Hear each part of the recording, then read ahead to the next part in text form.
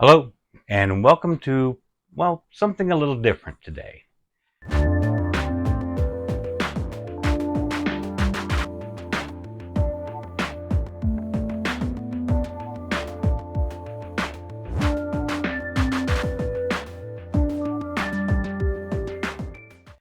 Um, some of you may have noticed, or I don't know if you care or not, um, I don't do unboxing videos. A couple reasons for that. One is I don't have people sending me stuff that I feel I need to, show gratitude, give them their moment in the spotlight. Um, and the other reason is I don't find them all that interesting. Um, but today I have something a little bit special, a little bit unique that I wanted to show. Now, this is not a donation. This is something that I purchased myself off of eBay. And the story behind it, I think I may have mentioned this before, is as an American, people tend to expect that I have been a consumer of Apple computer products. And the truth is, I've never owned anything made by Apple Computer. I've never owned an Apple II. I've never owned any form of Macintosh. I've never owned an iPod, iPad, iPhone, or anything like that. Now, that's not to say that I've never used any of those things. I have, but I've just never owned any of them. For those of you who aren't in the States, our school systems did often uh, in my era use Apple IIs to teach students about computing, um, and of course other skills, because you could use educational programs on them, so mathematics, spelling, reading, whatnot. But my school didn't. My school, I believe our first computer was a TRS-80 microcomputer system, otherwise known later as the TRS-80 Model 1. And that was at our high school, not any of our elementary schools. And that was actually my first exposure to a computer that I actually got to sit in front of and type a program into. But we didn't have, labs full of Apple IIs for the students. Um, and when we upgraded after that, it was directly into IBM PCs. We had a lab full of 5150s. When I was growing up, my first computer, well, my first video game console, of course, was the Atari 2600, and then I got a Commodore VIC-20, obviously much less expensive than the Apple line. Uh, Moved from the Commodore VIC-20 into the TRS-80 color computer line and never touched Apple. At some point in history, I learned about the history of Apple and how they did things. And I became a bit of an Apple hater. I hate to say that, but it's true. And it wasn't because I thought their machines were in any way, less worthy. I do recognize their place in computing history, and I do recognize their place in innovation, and I appreciate them for the technology. But I never appreciated Apple's proprietary nature, their insistence on protecting their intellectual property to the detriment of their customers. Um, to my knowledge, you could never buy a service manual for any of the Apple products. The ones that have shown up over time have leaked out and gotten into the world. Um, some of the Apple products obviously have been reverse engineered. But you couldn't go to Apple and buy replacement parts. You couldn't work on your own machines. They were protecting their intellectual property, which, in one respect, I understand. But as I said, I think it was much to the detriment of their customers, and I never cared for that. And then in later years, I found out about how, for the Macintosh, they, let's say, appropriated the idea of a graphical user interface from Xerox, which of course then Microsoft appropriated from them. So I've had problems with Apple's business practices, and that's kept me away from their products for many years, beyond just the time that I was kept away from them by the cost. And now that I'm getting into this retro computing world, I have accepted the fact that I'm going to have to begin to explore Apple. So I went to eBay and I've been looking around and finally found a machine that I felt was priced right. Now it's priced right because it is defective. It does not work.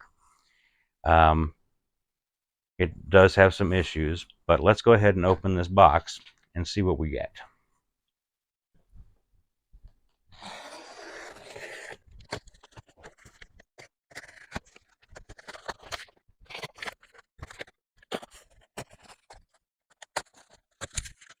Lots of nice packing. This person did a good job of protecting the machine. Set this aside before I cut myself. Most of you can probably predict what this is, or at least sort of what it is.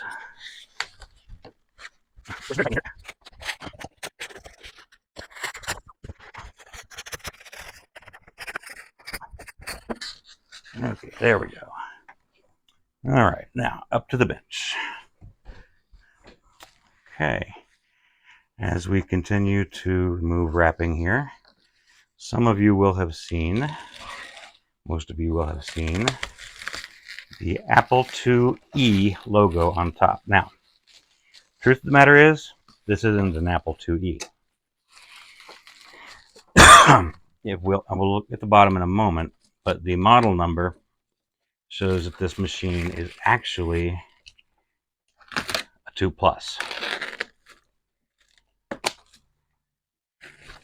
It is a 2 Plus with a 2E lid on it. They're interchangeable because the cases didn't change for many years.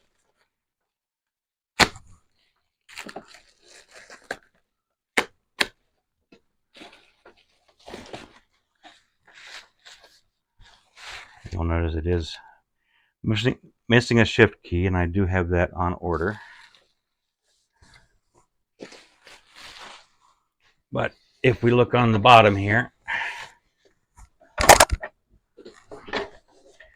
you'll see this is a model A251048, and if you look that up, you'll find that that is an Apple II Plus. So, as I said, I was sold this machine as not working, so I don't expect it to power up.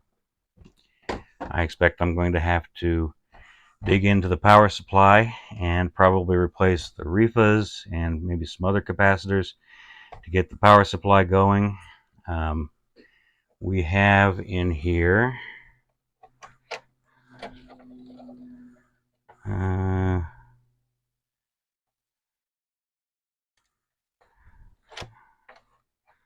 this is a Microsoft.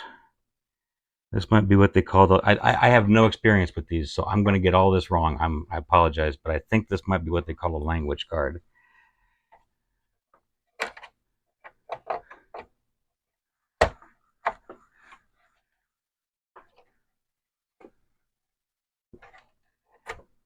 Let's go there. This is personality ROM. I'm not sure what this one is. It says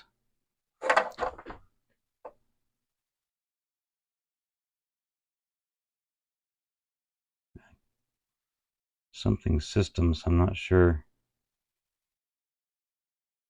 Wizard BPO. So I'm not sure what that card is. The last card, I believe, is disk interface. Yeah, drive 1, drive 2. So that's going to be the disk 2 interface card. So this is capable of running disk drives. I don't have any with it. So, Super Mod 2 down here where the video should be. Got a clip lead that's not connected to anything. So this is going to be a project that I'll be working on, trying to get this machine back up and running and learn all about it.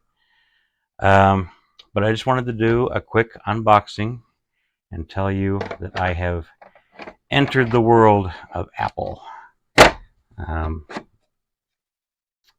After all these years, I finally have an Apple machine of my very own. So that's all for this video. It was just a quick one, just to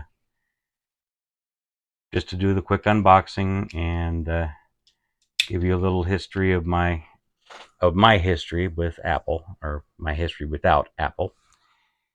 And that'll do it for today. So, everybody stay safe, stay well. If you enjoyed this video, give it a thumbs up. If you haven't already, please subscribe, click the notification bell so you get notified when I post new videos.